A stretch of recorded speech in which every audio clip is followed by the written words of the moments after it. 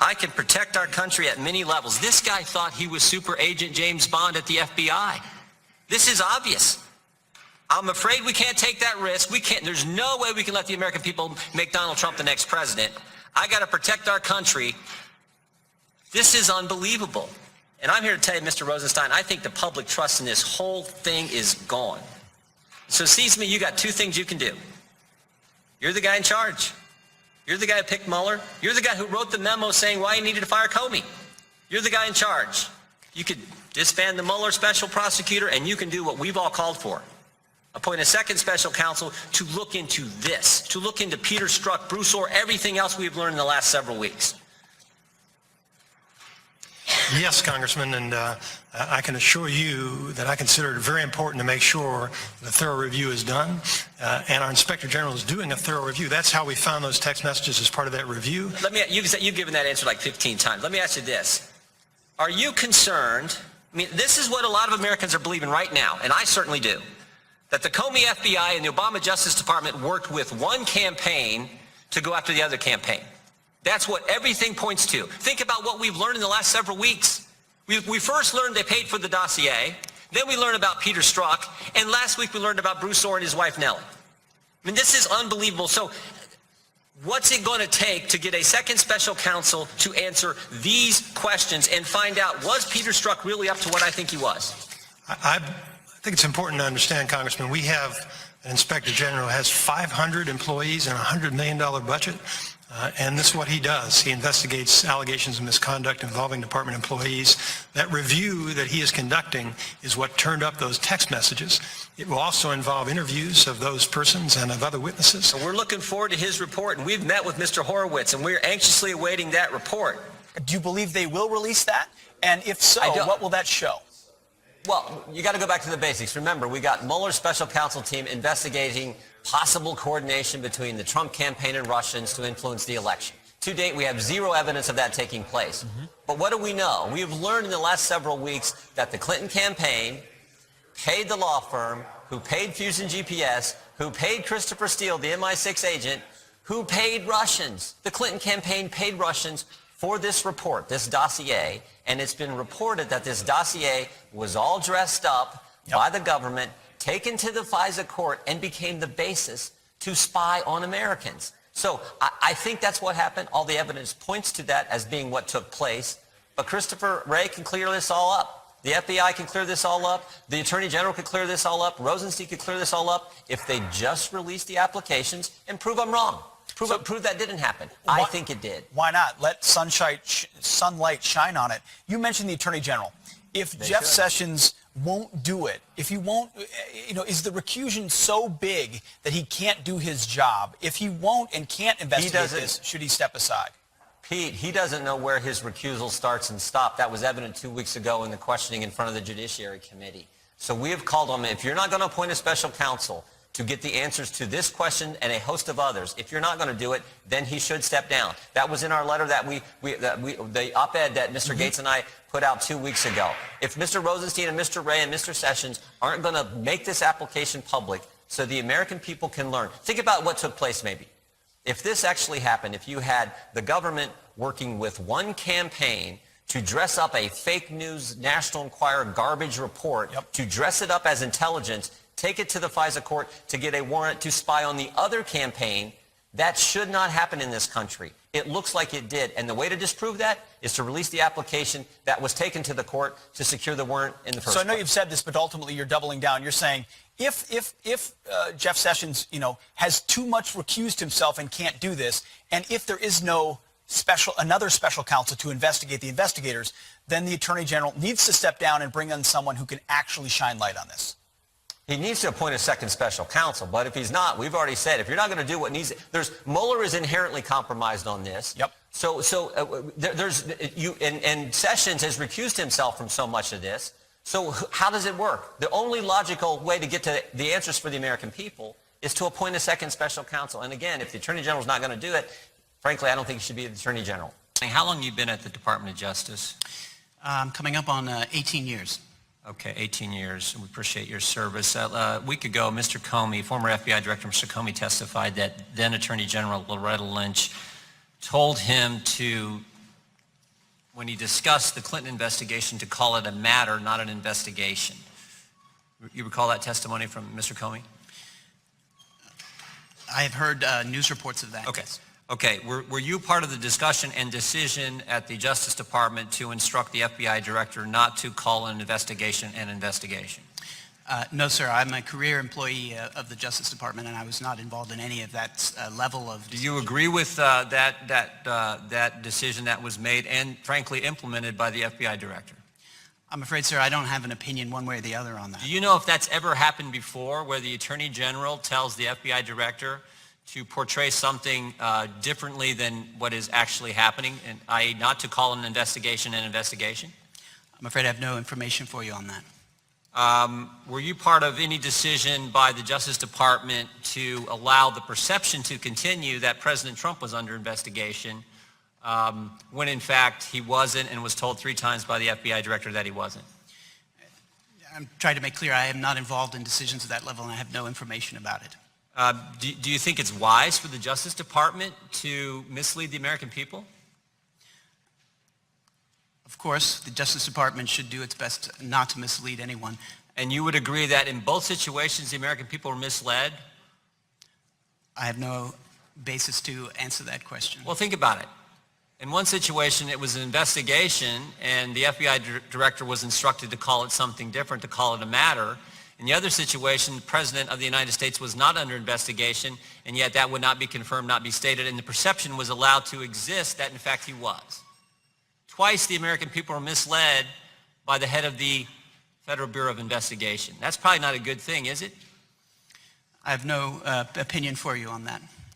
I mean, but, you know, you've served 18 years at the Justice Department. You went to Stanford Law School. You're a smart guy, a good lawyer. Is that normally how it operates at the Department of Justice? And well, let me ask this. Do you know of any other occasion where the Attorney General has instructed someone with an important job like running the FBI to mislead the American people?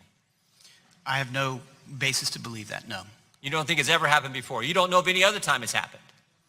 I don't have any opinion on that, no. What about the leak? What about the idea that the head of the FBI decides to give information to a friend who's then going to pass it to the New York Times? Should that be something that actually takes place, even though at the time he was a former FBI director? Is that appropriate for someone who's held that position to engage in that kind of activity? I'm afraid I also don't have an opinion on that. But as someone who's worked at the Department of Justice for 18 years, Stanford law degree, you think that's the appropriate kind of conduct for someone who has served in the Justice Department, particularly at a high, not even as high a level as you, but someone who's been head of the FBI? I think I could say that the FBI is a higher level than me. The FBI director is a higher level than me. No, I'm sorry, sir. I don't have an opinion about these kinds of questions. I understand the motivation and the need to try to get to answers on these questions, but I'm not the right person to be in a position to answer them for you, sir. I appreciate you trying to respond, Mr. Downing. But what I also think the American people would appreciate is the highest officials at the Department of Justice should be straight with the American people. And that did not happen. No ifs, ands, buts about it. Did not happen. And they were misled at the direction of the Attorney General. Mr. Comey's testimony was real clear. He even questioned, he said, do we really want to do that? Don't we want to tell the American people the truth? And yet he carried out the order from the Attorney General to mislead the American people and say it was a matter, not an investigation. And of course, as I've said a couple times, he allowed the perception to continue that our current President of the United States was under investigation when in fact he was not. And with that, Mr. Chairman, Would the gentleman yield? I'd be happy to yield to the chairman. Mr. Downing, I understand you can't always speak about things that aren't your main wheelhouse, if you will. Have you ever spoken to the press off the record, provided any information about an ongoing case to a press person? I've certainly spoken to the press off the record, sir. Of course, we are very careful about what we disclose, and we try to do our best to stay within the lines, certainly at my level.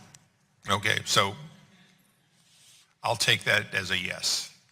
Thank you. Expired for purposes. The gentleman from Ohio seek recognition. To strike the last word, Mr. The gentleman is Chairman. recognized for 5 Mr. minutes. Chairman, why would the Attorney General tell the FBI director to call the investigation a matter. Last time I checked, he's not director of the Federal Bureau of Matters. Why would the Attorney General meet with the subject of the investigation's husband 3 days before the subject of the investigation is to be interviewed by the FBI? Why would that happen?